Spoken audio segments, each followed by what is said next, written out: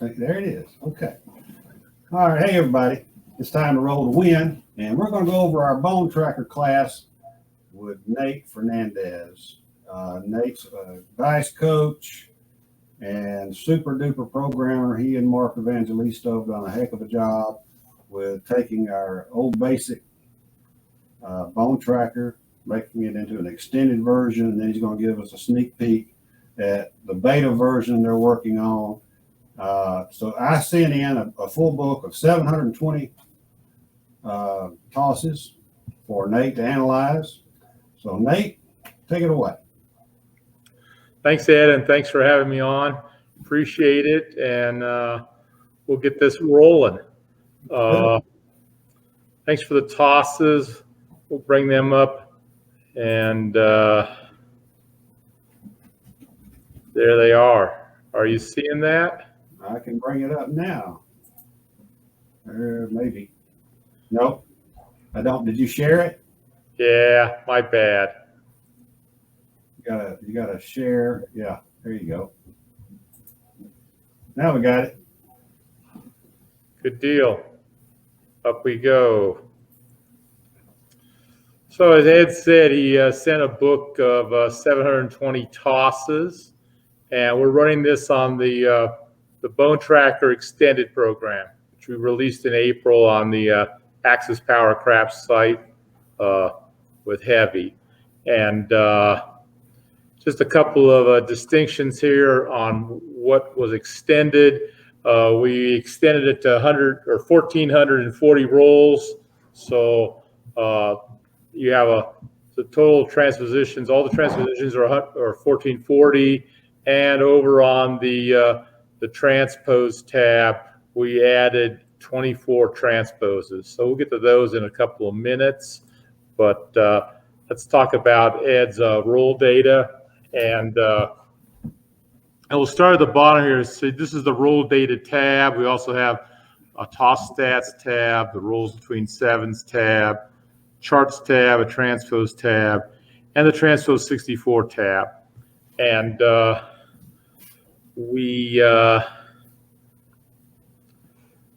we'll start with the sevens to rolls ratio. Ed's ratio was 7.74, which means 7.7 numbers between sevens, and a box number ratio of 5.3. Both of those are better than probable, and we scroll down to the on-axis results and the off-axis results. Both on-axis were 50% against a probable of 44.44, which is what a random flinger could expect for 720 tosses. So that's 360 against 320 probable. Saw a similar improvement on distribution with primary face hits, 89 versus 80, so larger than the average of 11.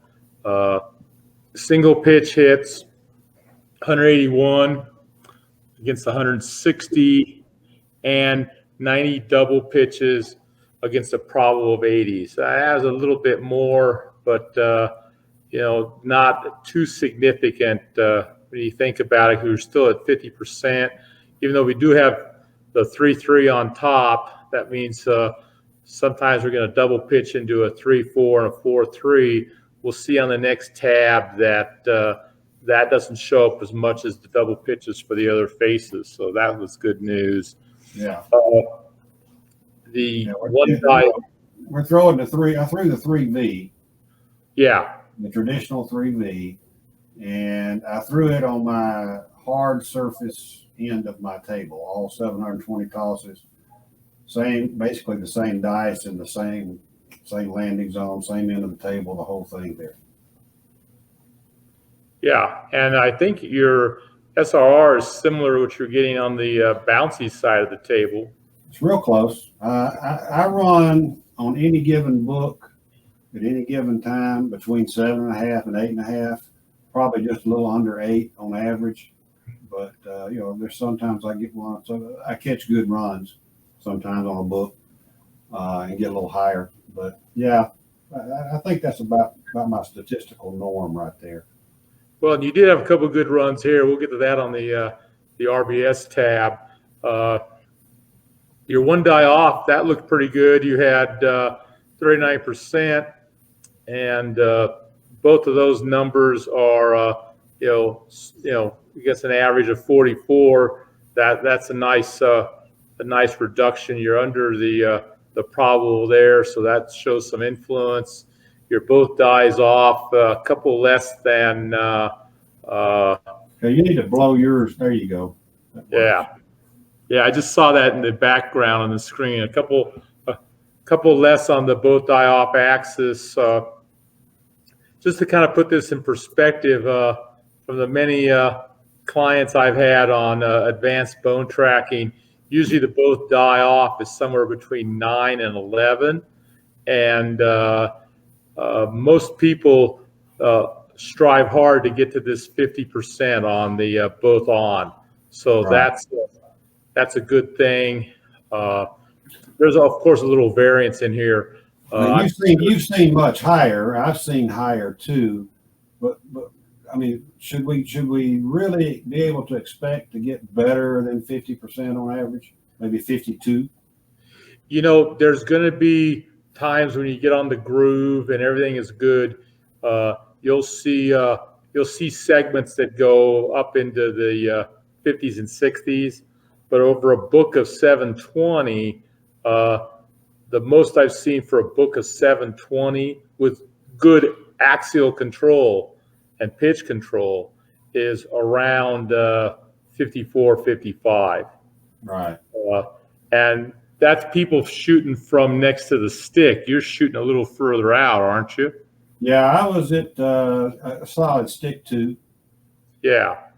So, naturally, I think the farther away, there's going to be a little more variance. Right. Since the dice have to travel a further distance, that gives them more time to pitch. Right. But the point still is you've got some strong numbers here in terms of pitch. And, the double pitch is a little more, but, that's something that I think, varies from book to book, as does the 50. So there could be your next book, this could be 49%, but then you'd be down on 9% here and it'd be somewhere else up in here, because we're talking about, one quarter of a rotation between a primary, a single, and a double. So that's, when you're throwing from the hook or from second from the stick, that's going to be a little further to go. Right. Let's shoot over to the toss stats tab, and I'm going to blow this up so you can see it. Let's go up to the full 100%. So I'm going to take that full screen, get our mugs off the picture here. yeah. There you go. So there's a lot going on here. I think probably from my perspective, the most important thing as you become more advanced in how you track the data is this box right here that shows the appearance of each face of the die. Right. So if you had just a 1/6 of the appearances would be like 16.67%, which is right here. So you can see some faces show up more than others. Right. And over multiple books of rolls, one of the things I look for is, do the same faces show up over and over and over between books of rolls? Right. Like in your case here, your highest face appearance on the left die is the front face. So Okay. that would be the 2. Yep. You're getting a 2, 19.33%. Your highest appearance on the right die, it's a tie basically. Probably there's one click difference between this face and this face, but so either the top or the front are showing up the two most on the right die. So I should be seeing more 5s and probably 8s than any other combos. Yeah, you'll see a 2-3, that'll show up a lot, and a 2-6 should show up a lot. Okay. Okay. And then, likewise, if we look at the left and right side of the left die and the left and right side of the right die, you're seeing less facial appearances on all four of those faces.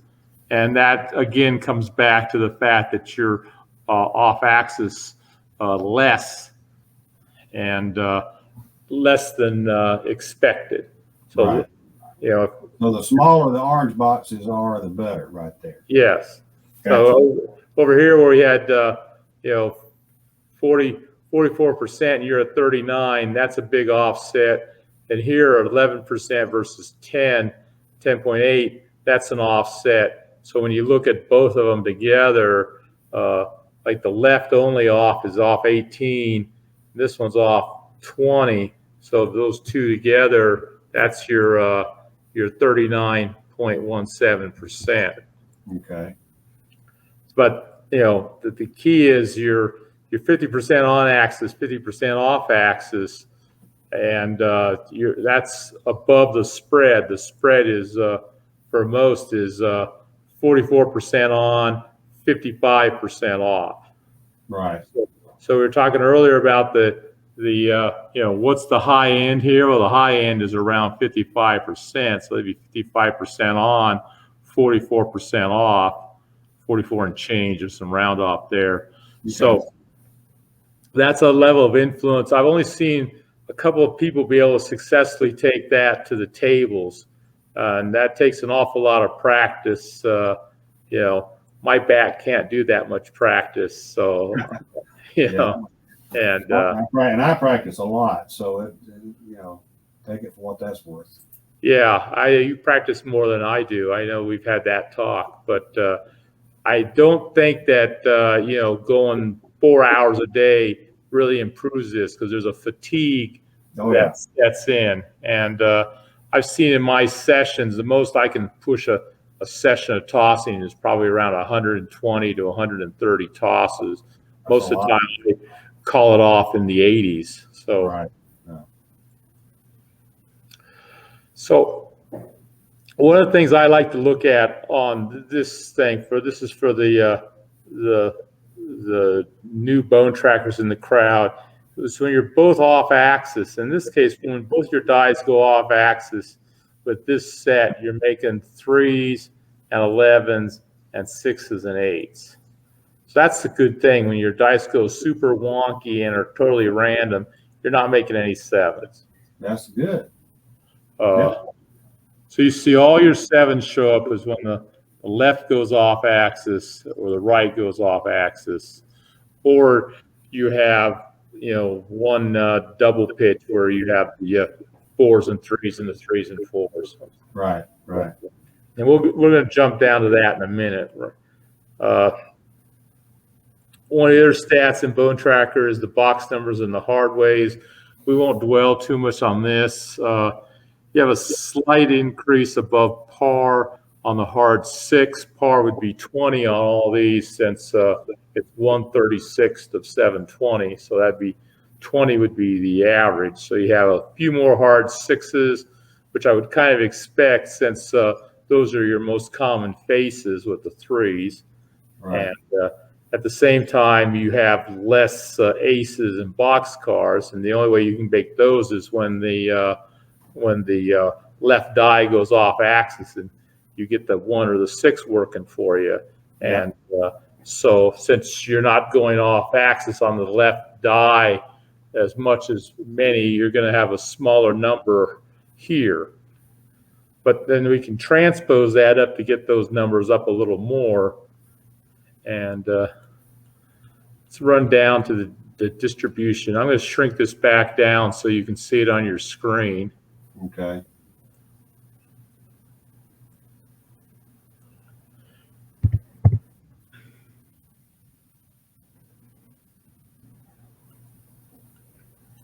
All right, see, I love the way y'all have extended that middle column there, all the way down. It shows me what all of my face hits are and the percentages. And you've highlighted all the sevens are in red. And so what I like is all of my top percentage up there, 25% or so, or there's no sevens there. See? Yeah, we did all 36 combinations here. On the original Bonetracker, there was only 10, which means it gets cut off right here, which is nice. It gives you your top 10, but in reality, that's only part of the picture. So I put these little format lines in at the 25% mark, the 50% mark. So this would be the top 18 tosses up here, and then the bottom 18 here. And you can see that you've got, 5 of your 6, 7 combinations are down here in the last 11 combinations. I'm perfectly good with that. Yeah, I am too. I did a manual lettering on what your primaries are. So this is your most popular hit, the 2-6 and the 3-3, and then here's your other primary. So there's your 4 primaries. So like your back isn't coming up as much as your front, which is up here. Yeah. So that's your top primary up there at 3.89%. Again, random would be 20, and that's 2.78%. Right. So the other thing we'll point out is your double pitch here, which is you start with a 3-3 on top. So your your right is pitching more than your left relative to the to the top. You don't know whether the left one's turning 2 more faces and that's causing the double pitch, or the right one is turning 2 more faces and that's causing the double pitch. But relative to each other, you're getting 2 more pitches on one of the die. Right. Then down here at the further down, you've got the opposite. So you've got the 3-4, but now you've got the 4-3, and it's happening less. So I could surmise and guess if I looked up here that since your right die goes off more, if you have a little less control of the right die, and so it's the right one that's double pitching, but that's probably more of just a guess, using the information that's available than maybe an actual. Right. Can't be sure of that either way. Also give a shout out to Banker Dude. He was the one who suggested that I make the 7 combinations in red, and then it just jumps out on the chart how the distribution works on the. Great idea. Yeah. My eyes bugged out the first time I saw that a while back when I realized that you were highlighting where all the sevens were. And and you take some comfort in it. Now, I'd love for that 3-4 to be on down into the next percentile down there somewhere, but I've only got one that's my nagging 7 right there for the most part. Well, yeah, and I mean your next book, it might fall there anyway. It might. So, and because now your awareness is up that maybe one is turning a little more on the other. I'll focus extra hard and trying to not have that happen. Right. I mean, if we go back here, let's say you have 90 double pitches. It's probably not that tough to change this. If theoretically, if your goal was, let's make this 70, but you keep everything else equal, that means these other 2 have to increase more. Right. Or you keep a couple of these off-axis ones on axis. That'll improve these numbers up here. So that kind of gets me into the next talk about the narrative, which is the chi-squared. And your chi-squared is 0.15, which even though it says, oh, it's greater than, greater than that, it's probably, so it's got to be less than 0.15 to have influence, so you're probably random. I did a little sensitivity analysis on this because I understand after a couple of videos on YouTube that explain chi-squared that weren't crazy-ass videos from your YouTube brethren, that I kind of understood a little more about how this works. I took engineering in college, not statistics, so some of the stats is new to me. But if, for instance, I took one of these two fives down here, and 5 is random, since the right die goes wonky, it's the right side of the right die here. Yeah. So if one of these that rolled all over the place on your table came back on axis at the end as a 2-3 up here, just that one change would have reduced your chi from 0.151 down to 0.106. That's a big difference. So a lot of people look at their chi and they get oh no, I'm just random, all this work for nothing. But if I go over here and I actually see that piece of data down here in the thing here, this is my little notes I made earlier, and this was actually a 3. We can go back over here. It all updates because it's super fast. So that was one of the other things we did in the Bonetracker Extended. We changed all the macros to where when the macro is running, all the background updates that Excel does get turned off. So I can make that little change super fast because it only changes in the macros and not anywhere else until I bring it back. So you see right here, you went down to the 106. If I made the second change, it would be down to 0.0705. I didn't take it down to where it was less than 0.05, but having done some sensitivity analysis on other people, I know that maybe 4 that were wonky. If you keep 4 more on axis, now all of a sudden your chi improves quite a bit. Right. I know it's intuitively obvious to a certain extent, but we're talking 720 rolls, one from 1.7 to a 5 or whatever it was you made that much of a difference in what chi would have said my influence is on the dice. So 1 out of 720 is what we're doing.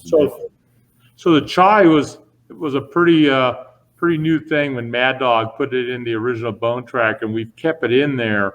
But I think probably one of the things I'm going to do in the beta is some type of sensitivity along these lines. I'm not sure how statistically relevant that is, but since we are measuring distributions, there's got to be a certain amount of relevance. Yeah. So I'm probably going to change. I better change that back. Here's the other one. There were 2 5s right together, and so now we're back on track. Okay. So my original tosses now are back to where they were. Yeah, you should be back at 1.5. Yeah. And again, it's a good distribution, and I think the one thing I would say is your focus when you go forward and on your next book, you'll probably be thinking a little bit about my pitch is a little bit off. Am I really getting equal pressure on the die? I mean, this is a pretty good number. It's less than 44, which is what we shoot for, but as you get, I can bring that to say what, 35? Is that realistic? Is 35 realistic? I've seen some 35s. I've seen, but what I've really seen is if you go back over here, I've seen both of these around 18. Okay. And I've also seen a couple that are exactly like here's 135 and 147. So you got 12 more here than here. Yeah. And so if they were equal, that would change everything. So if this 12 went down, if this went down 12 and this stayed at 78, that means it's got to pour back into these, which is always good. But I think there's a point in time, I've got a couple of guys who have really improved on their SRR, but their percentages here haven't gone up as much as they should. Right. And so, I think there's a point in time where you want your on axis to be, you want to see an improvement in that over time. Right. So let's see a couple more tabs to look at. You rolled between sevens. I think we talked about this earlier. In this case, the red line is the probable, random probable hand length is what that is when you highlight it there. Yeah. This is something Mad Dog put in the original Bonetracker, and we carried it over. I'm not sure statistically where it came from. I'm sure there's an equation that he had to plot the curve on, and I just don't know where it is. I've not looked for it in the hidden macros. There's 4 or 5 macros in here that I stumbled on, and it was all frankly because of this tab. Because when I realized that he was counting the number of sevens between hands, and he was actually coming up with the hands number here, Right. that's what led me to dig into the file and find those macros. And now we understand those macros enough to where I'm using them to count ATSs. I can use them to count field numbers. I can use them to count all kinds of things. And it's like, well, what do we put in the beta? We'll probably put a little bit of everything in there. But if we look at, we talked about this earlier. Yeah. You've got 4 hands that were 20 or more tosses. Mm-hmm. So that's well above the mathematical expectation, which is somewhere down here, fractional less than 1. Right. So you got a couple of 19s, a couple of 18s. So you get on a couple of good rolls. Now you got a couple of, just to be full disclosure, you've got what? You had 8 PSOs out of 720. That's pretty good, actually. I mean, that's below where you would expect it up here. Yeah, a few more up here, but between these 3, if you clump all them together, they're probably still less than average, and you've got a little more over here. So you're doing some good things. Yeah, once you get over 8, you're kind of rocking. I think so. 8's always been the flex point when Heavy gives the classic class on DI where he has the chips laid out. 8 is the big flex point. You expect a random person to get to 6, a DI to get to 8 or 8.5, and then after that, so that's where you come down with all the philosophies on, can I make money in the first 8 rolls and things like that. Right. And we've got the charts tab here. I know this is your favorite over here, the distribution. You can see very graphically where you're getting more than par on the numbers. Right. Also, 5, 8, and 9s. 5, 8s, and 9s were strong. Well, on that set, but we Yes. can transpose that set and get your 4s and 10s back for you. Right. Did I lose you? No, I didn't lose you. No, I just throat got a little dry there for a second. The chart down here is using the dice tool tab, which we're not going to talk about today. The dice tool is an interesting thing. Stanford Wong and a mad professor put that together, and then Mad Dog and I put it into Bonetracker sometime. I think it was around 2008. It could have been 2009. It's hard to tell when you're in 2021 now, but it has some of the transpose sets at the bottom here. We might extend this in a future Bonetracker extended since we added another 18 tabs in the transpose tab. But this is a good set of charts. I think a lot of people who are just starting out on Bonetracker need to pay a lot of attention to these charts and see exactly where their distributions are, who you have your on-axis and off-axis behaviors, so you can really see where your strengths and weaknesses might be, along with looking at your face counts over here. Right. So next thing we have is the transpose tab. this tab is quite a bit different than the original Bonetracker. We still got the six heavy standard references: the mini V, the flying V, the cross sixes, the hard ways, the straight sixes, and parallel sixes. And Heavy gave Mad Dog permission years ago to use all this. I know he's trademarked it on one of his more famous cards, and and so you can see where the performance is across the six axial groups. And then we had a block here for the six transposes, and Mark and I added another 18 transposes here. So you scroll over and you can see them all. Sometimes you have to shrink it down. The view button becomes your most favorite button on here. Here I've zoomed it down to 63%, and that's a good place to start, because it gives you your first 12 transposes, and then you can slide over and see the next 12. Right. So along the top, tell us what the P1s through the P24s are, right? So these were placeholders on the original Bonetracker. Let me slide them over here a little bit. But Okay. what we did when we put this together, each of these sets, it corresponds to a different group in the coaster chart. So let me bring that one up a minute. I know this is new material for a lot of people.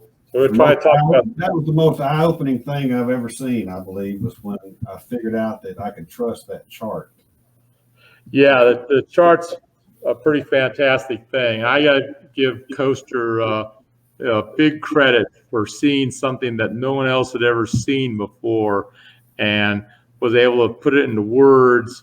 And it was funny because we had like a 3-hour meeting in the cafe of the Mandalay Bay about a month before Rona shut the place down, where he was explaining this, and he had a series of Word files, and we were talking about it, and he was showing me how I had this group of sets, and I put them on the Word file, and they all have the same 6 combinations of how you make sevens, like the top left of this one, the top and the left of this one make a 7, the top and the left of this one make a 7. That's top face, left face, and of the left and right die, which is all broken down in here. And we got the same color code now I put in here that we use in Bonetracker. And I remember saying to him, what would this look like in Excel? And he says, I don't know. I had to learn Word just to put this together. And it was like, well, we can put together a chart. And then I started coloring in the chart. And before we know it, we got, we start seeing a lot of things. We see, for instance, that we have groups. Let's look at this group 2. This is your group here with the 3, 3, 2, 6. We have 8 cross 6s. Here's the key down here. So 8 cross 6s, 8 V2s, and 8 V4s. And in each of the 16, columns here, we have that distribution. Always 8 V6 or 8 cross 6s, 8 V3s, and 8 V2s. So so everybody will know, and it was the hardest thing to wrap my mind around, was that in column 2, every one of those dice sets have the same SRR on the same book of tosses. Yes. They all have their 7s in the same place.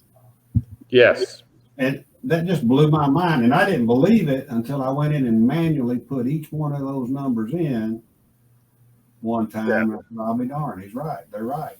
If you start messing with the dice, you start seeing how they all fit together. Yeah. Yeah. I had to prove it to myself to believe it. But so those are all the possible combinations of dice sets throughout the whole craps world right there with 2 dice. And there's 24 of them that all have the same SRR. Yep, 24 in this column. There's 24 columns, and there's 24 sets in each column, and you've got 16 of the columns have the green tint, and 8 of the columns have the yellow tint. And the green columns are all the X cross sixes, V2s, V3s. They have one pair of sevens on axis, whereas the yellow columns have 2 pairs of sevens on axis. So right away you see, oh, there's twice as many single pairs as double pairs. So you want to try to make your sets in the green zone, because unless you have like super duper skill, and if you're off a little bit, that super duper skill erodes quickly. But you want to try to stay in the single pair of sevens zones. So what we did was, let's find your one of your favorite sets here, the 2214. When we did the Bonetracker extended, we took a set from each one of these columns and put them into P1 through P24. So this column 2 is the same as P2 in the extended Bonetracker. So here's your 2214 in this column, and over here in P2, here's your 2214. Perfect. Gotcha. Which has my SRR of 7.74. Right. So I want to look for die sets that hit the numbers I want that are in column 2. Yes. Okay. So taking that a step further, I took those 24 column 2 sets, I pasted them into the transpose tab. So here they are. Here's your 2214. And I color coded them so you see, just like in the coaster chart, here are your cross 6s, your V2s, your V3s, some more V2s, and some more cross 6s. Right. So now you can do all kinds of stuff. You can move between sets because you've got the same SRR. It's just very obvious there. And if you're, like, oh, you're looking for 2s. Well, in this case, you got 4 sets that give you 24 2s versus your toss distribution on the 3326 of 19. Yeah. Now, full disclosure, that's 4 more, right here, 4 more than what par would be, 4 more over 720. That's a very small advantage. Very small. I've seen some that get this number over 40. That's a hell of an advantage. That's a heck of a number there. Yeah, because if you're over 40, that means you're getting a 2 every 18 tosses. That's a lot. Yeah. And so then if the one book I'm thinking of, it had 41 2s and it had 19 12s.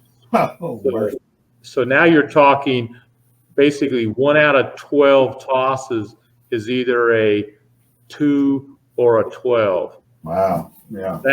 That's a guy that's going to bet the horn a lot. The horn a lot and the extremes on the crapless. But then on the other hand, full disclosure, his SRR was not this high. Okay. Because to get those many 2s and 12s, you've got to have the 1s and 6s on axis. Yeah. And you got to have them coming up, because let's face it, if you have the wrong set, you've got to have a cross 6 or a V2 that have the right setup to where you get those combinations without adding to lowering your SRR. So there's a lot of things you can do with that. Yeah. So if we look at your 2214 over here, we see that you've got now all of a sudden you've built back your advantage on your 4s and your 10s. Yeah. And at the same time, you've lost some on the 8s. So this would not be what you want to do with your 8s. You want to find an 8 set here, which is, probably we can surf through here. Here's one that's 13. So here's one that's 14.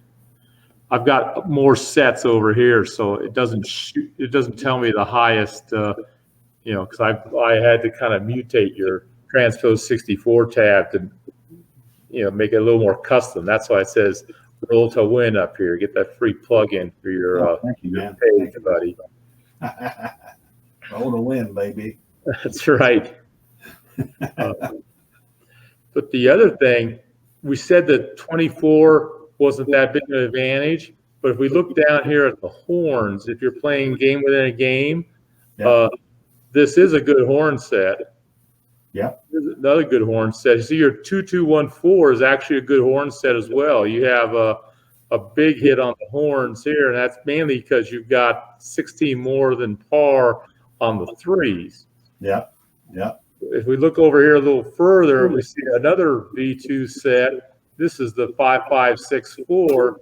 That gives you the edge on the Yos. Yeah. So my preference would probably be to use this on the come out because, you know, if you're going to throw 3 or 4 horns in a row, they might as well be Yos instead of threes, because why replace that pass line bet? Right. Yeah, so there's just or play the game within a game. Right. And there's we see over here we got another big advantage. We got the we've got a cross 6 that also gives you 16 more Yos and the same 4 more 12s. So if I was looking for 11s and 12s, if I needed 11 and 12 on the tall, and I was you, I would be going to this. Absolutely. Absolutely. If I needed a 12 or a 3, I'd be coming over here and using one of these 3, using this one or this one. Right. Because there's a symmetry. There's always a symmetry on the 2s and the 12s. You can't have a set that would give you both 42s and 40 12s because there's a symmetry. If you're high on the 2s, you're going to be, you know, other sets higher on the 12s just because the spots can't be in the same place. Yeah. So here's your 2-3 combination over here. Okay. So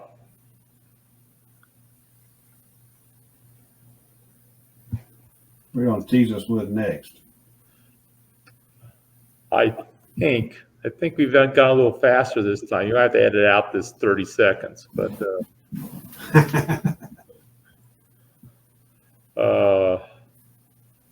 I can. I mean, we can keep it under an hour and go into the promotional part. Yeah. Okay. Wow, 40 minutes versus 100 or 65. Yep. I don't remember what we left out. So that's all right. We'll keep rolling. So, yeah. You want to go to the bet tool next, or? Yeah, let's do that. All right. Okay, so we'll give you a few teases of some of the things we're working on. And the first thing that's going to be in the next Bonetracker extender, or one of the many things to be in the next Bonetracker extender, we've got a couple of cleanups going on, is I kind of deconstructed the bet summary tool. And no one knows what happened to Alley Oop. Here's his logo. I remember him many years ago on the boards. I don't think he and I ever met, but buddy, if you're out there, you know, give me a call. Same with Mad Dog. If you're out there, give me a call. Really like to get in touch. But there are a few flaws on this. I know we've talked about them on the boards. For instance, like the field bet didn't count 10s, so we fixed that. We fixed how place bets work relative to the pass line bets. Whereas before, if the 5 point was 5, you still had a 5 over here, so it would like double count the numbers. So we took that out. That took a lot of code to get rid of that. I've hidden all the code now because it's about 40 columns of code to figure all that out. But what we're So you got my Mississippi 5 and 9 up there. Well, yeah, you've been testing this for me all summer. I'll give you an attaboy for that. We've added bind the floor. So the one thing that you can have now is you have a full press series, and you can tell the spreadsheet what your series is. Just you tell where it starts, and then you can what happens after the each hit. Yeah. What's the new bet, and it'll all figure that out. So you can really war game your presses now, and you can war game your regressions because it'll Right. figure it out. So you see one here over here, we got where you go 18, you get the hit, then you take it back down to a bet of 6. Okay. Then the next hit you go to 42, you get paid on 42, you go to 90. It's a classic heavy press, you know. Right. Right.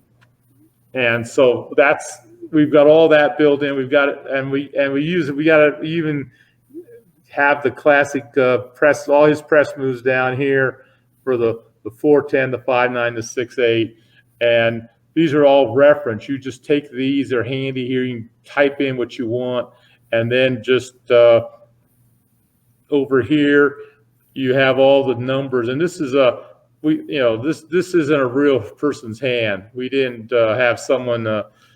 We actually cooked the data here because it's this is IT. You're testing the data. You're testing how well the formulas work, not how well the dice tosser is. So Right. So we have all this canned data here, and then we can do the presses.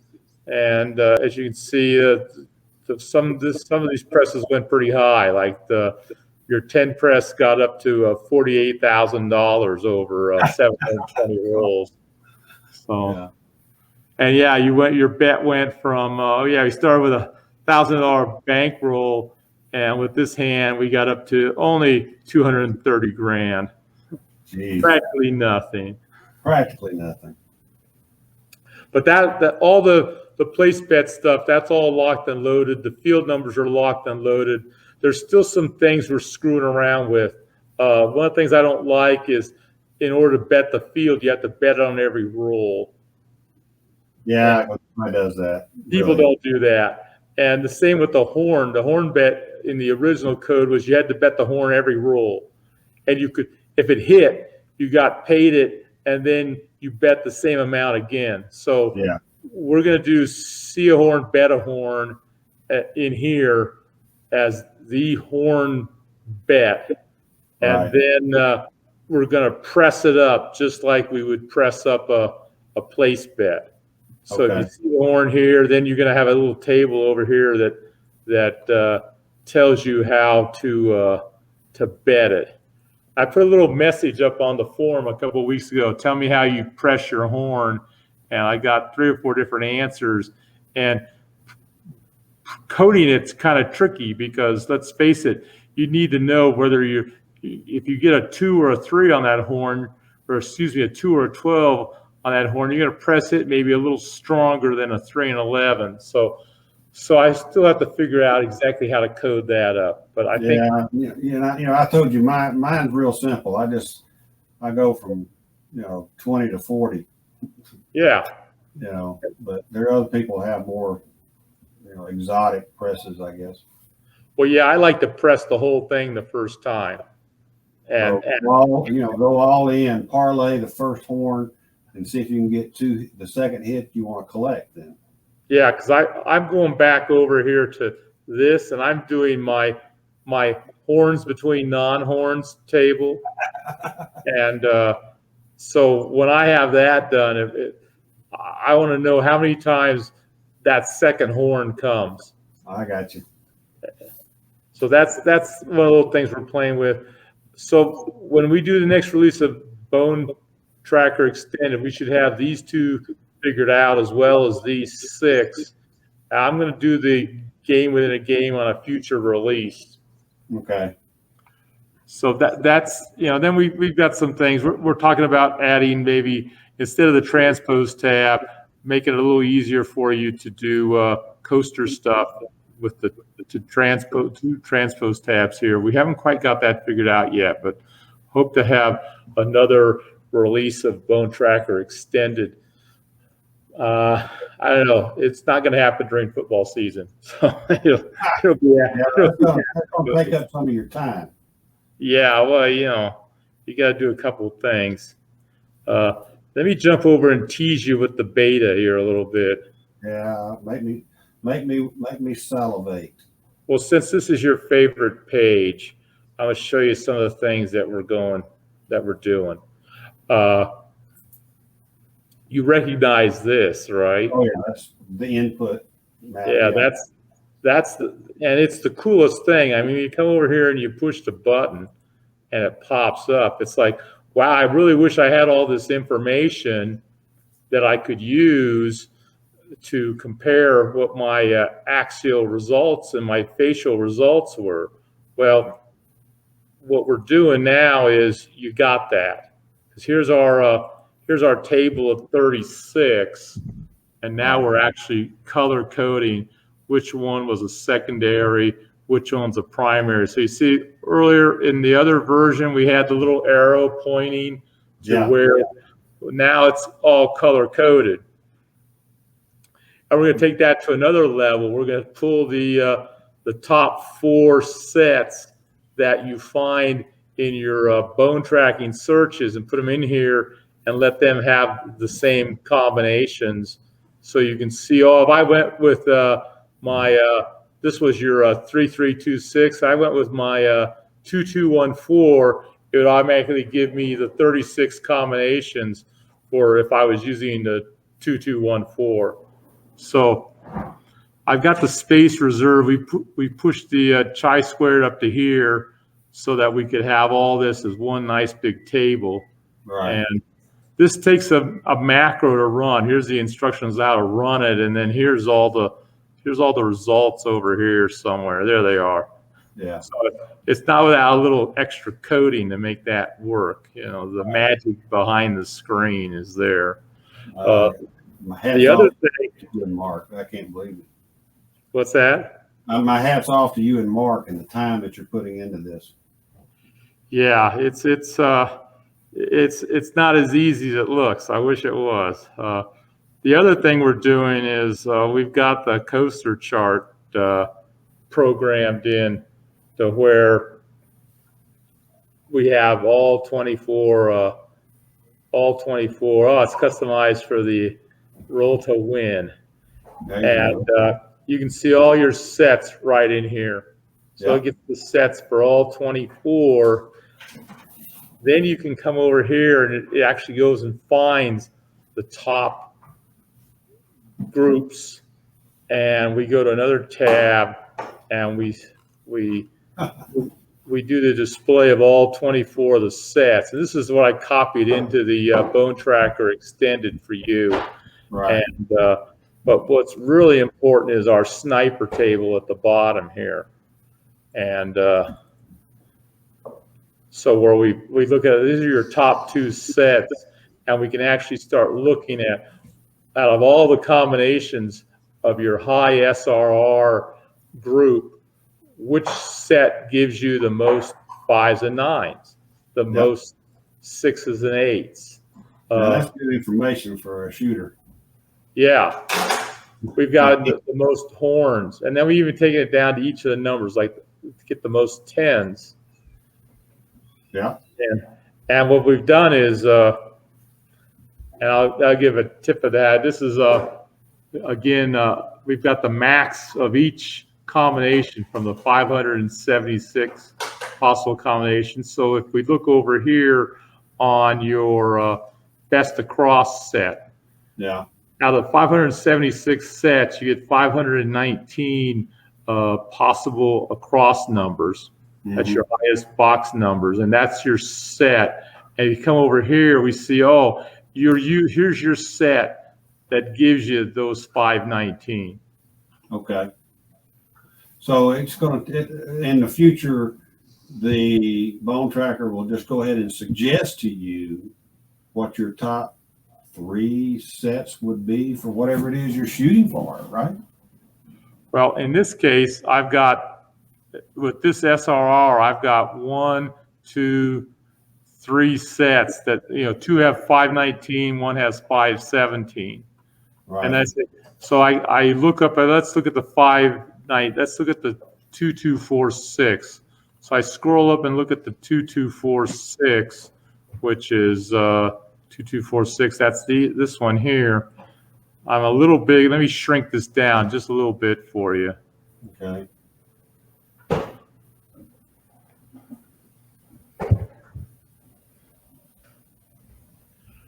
If I look at my 2246, I can see what else does it do beside, I was looking at 2246 for best across.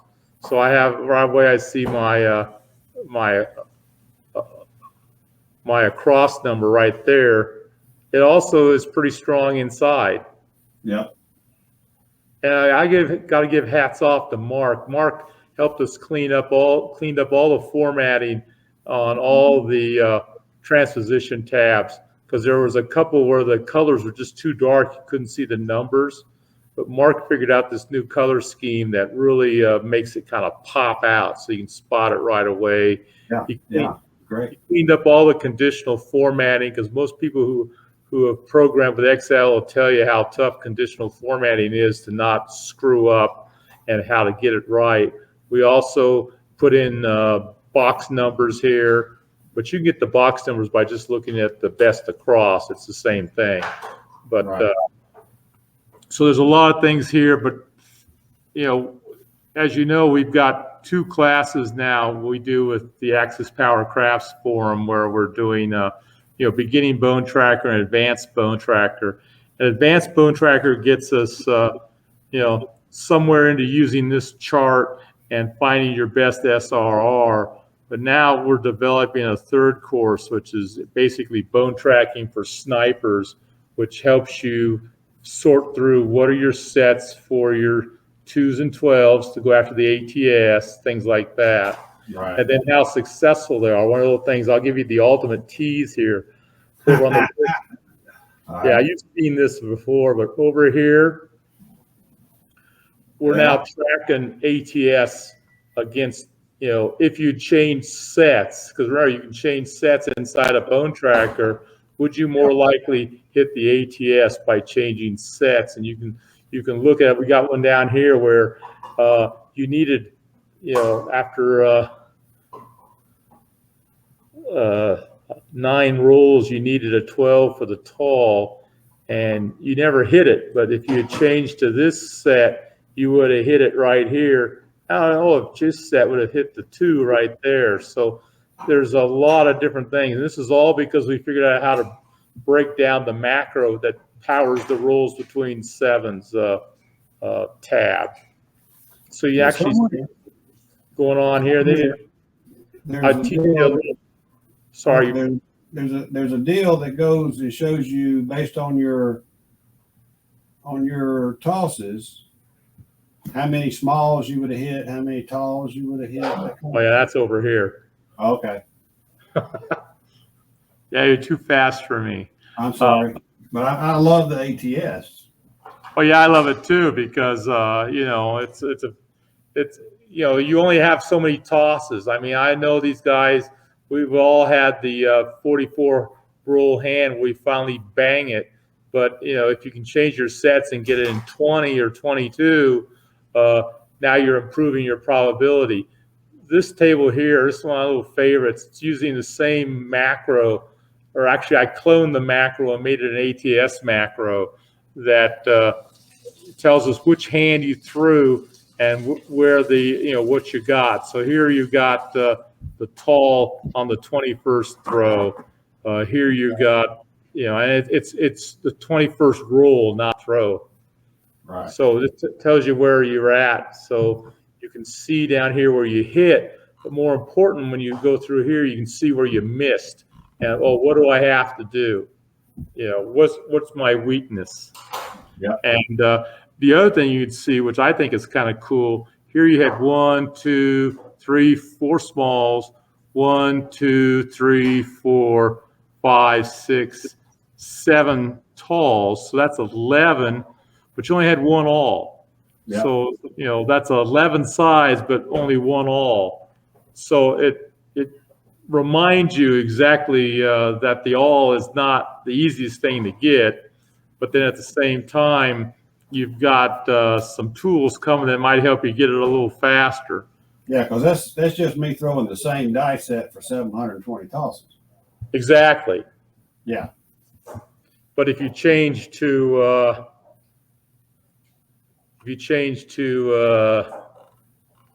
this dice set, which is we said was your 2s and 3s heavy one, and here's your 11 and 12 heavy one.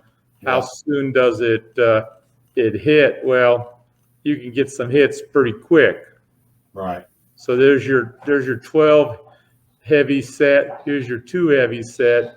Bingo, bingo. Oh, he did it twice. 2 away. Right. So it's just those are some of the things that we're working on. Coming down the road. Yeah, I mean, the thing I really like about now we've deconstructed the rules between sevens tab is for macro, not tab. The macro is that you can do all kinds of stuff. It's like I've got a couple of people who have a very high field number count on their one of their we saw the tab where you have high field numbers where this number is like 480. Right. So it's like, how do I play a field progression with that? Which really translates into how many rolls between tosses do I get a field number? So what are my gaps? What are my field gaps? And then if I have like 3 or 4 field numbers in a row, what are my field clusters? So I can figure out how to, 1, play the progression, and then 2, play the press. Okay, man, that's the work you guys are doing, and I hope that people are watching, are excited. There a lot of people are playing with it. A lot of people are trying it. Eventually, if they don't get it, they need to take a class, right? The class really helps you get there quicker because now you got that one-on-one.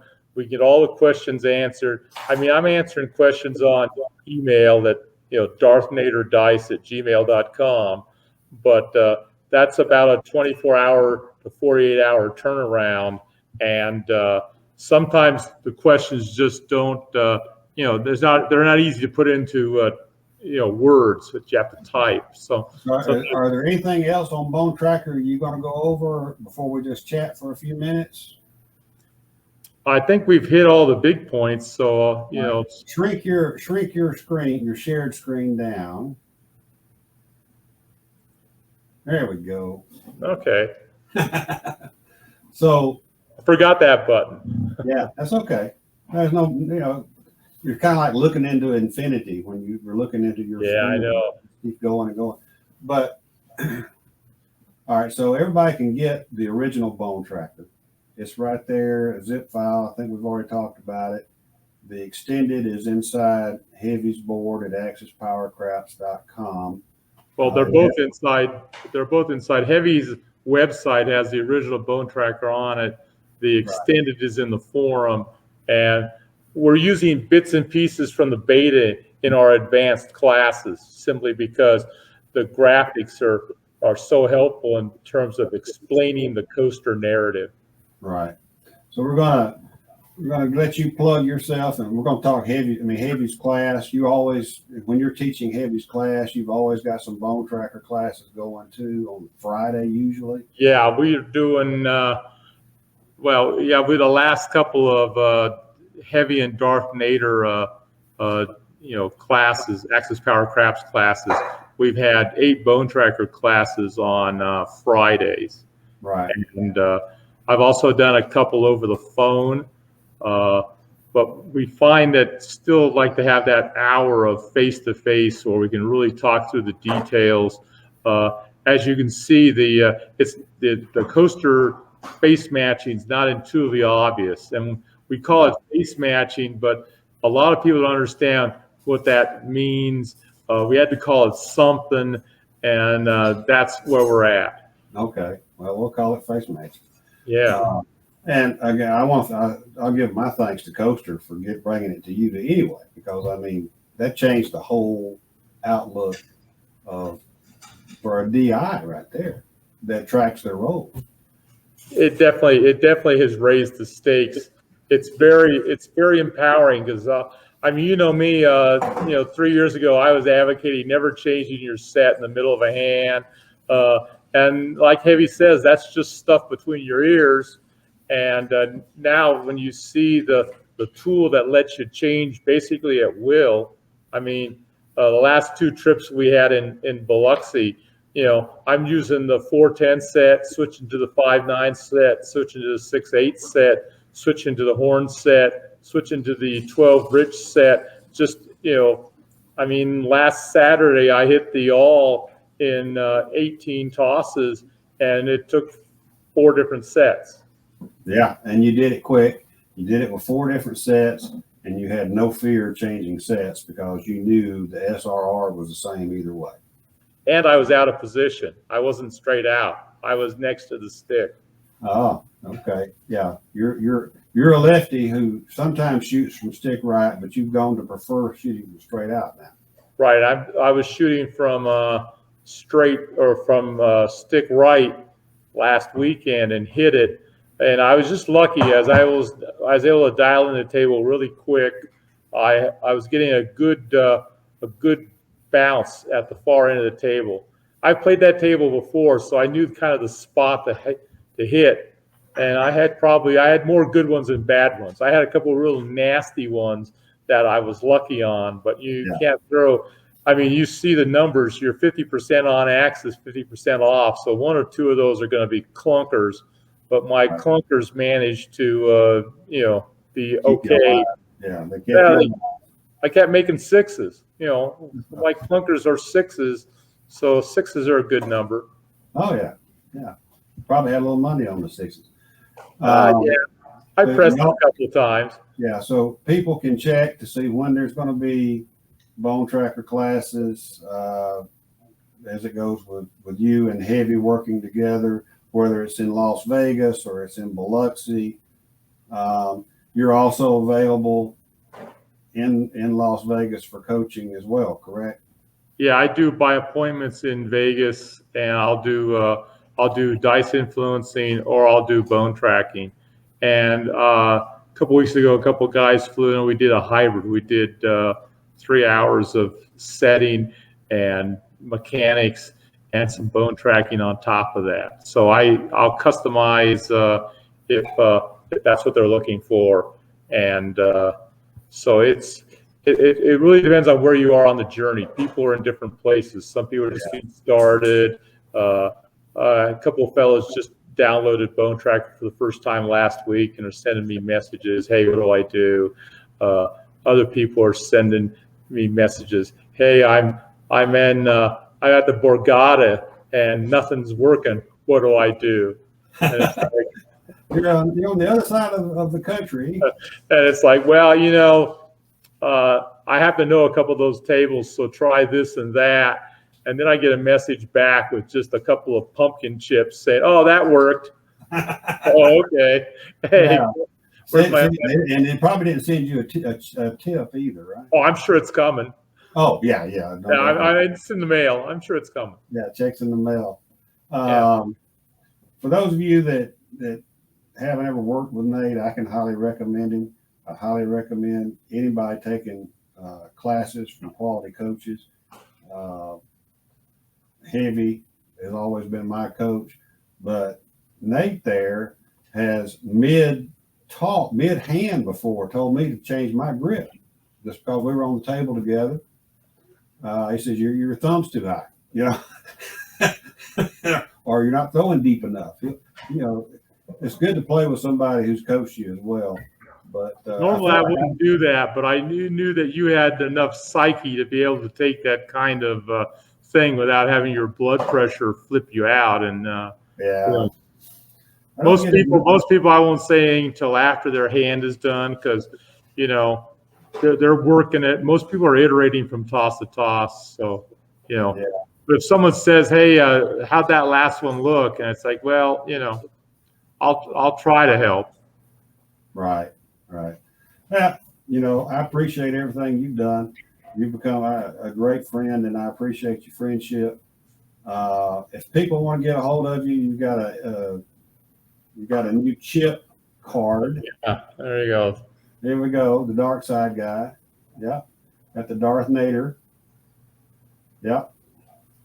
But they can reach you through your email, which is Darthnaterdice@gmail.com. yeah, and it's Nater, not Nader like Yeah, guy, right? yeah. Yeah. I'm sure it'll be somewhere on your banner. Yeah, I'm gonna put a link. I'll put a link below us or something on how to get to you through email. You're also always active on Heavy's Facebook group as well.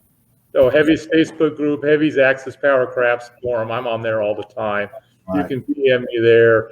Everybody knows Heavy, so Heavy sends me emails from people saying, "Oh, I can't figure out how to get hold of Nate," because they spelled Darth wrong.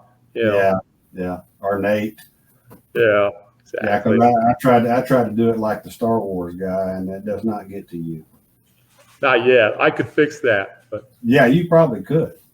I you mean, could probably fix that. So yeah. But anything else you'd like to go over with? I think we're really good. I really appreciate the time. You're a good friend, and I appreciate you sharing your time with me as well. And I have to say that, everybody that's seen Ed's videos and also seen him in the casino knows that this is the straight scoop. I mean, he's practicing like he plays, and he's playing like he practices. And you could really learn a lot from watching how methodical and how process focused Ed is in terms of repetitive toss, because repetition and doing it the same way every time is really a big key. And I know some people come up to you in the casino and actually talk to you in the middle of the table. You're tossing, and you just got you keep that same cool, and that's really important. Yeah. You got to just focus on what you're doing, the task at hand, and and at those times, it's making numbers. You got to make numbers. It's all about the next toss. It is the next toss. Well, all right, we'll wrap it up with that. We're barely over an hour, and so maybe I just squeeze it all into one video.